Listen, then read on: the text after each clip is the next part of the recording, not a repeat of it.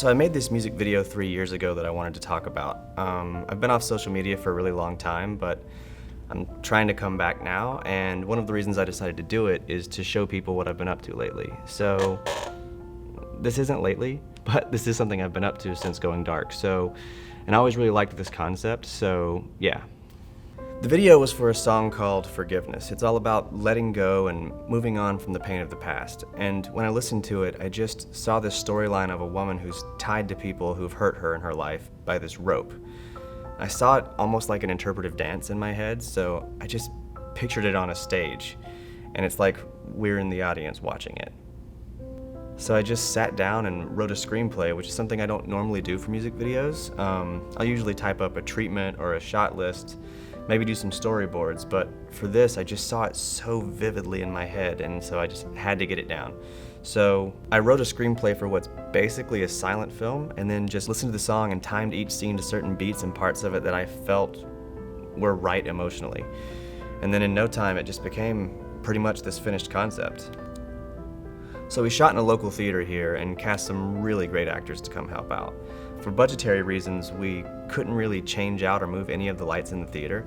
We could just sort of turn certain ones on or off. So luckily there were a couple of spots already in the places that I wanted, and then all I had to do was add a little haze and then just use the stage lights for everything with the actors.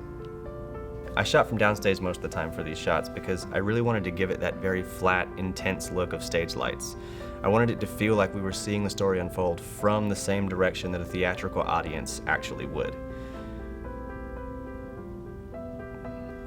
For these shots of the band, I wanted to do the opposite.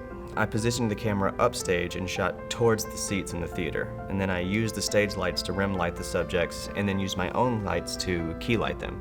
Because I loved these lights in the room, I made sure my key lights were very blue, so that way I could emphasize the warmth of the lights in the theater. And I thought having that contrast in color was a cool way to pop the performers off the backdrop.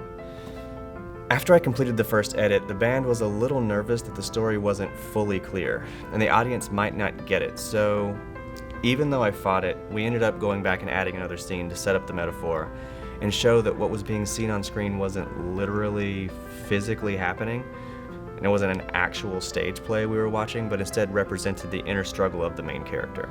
I think they also wanted to have more religious imagery, so we added that third day of shooting and got that scene at a church.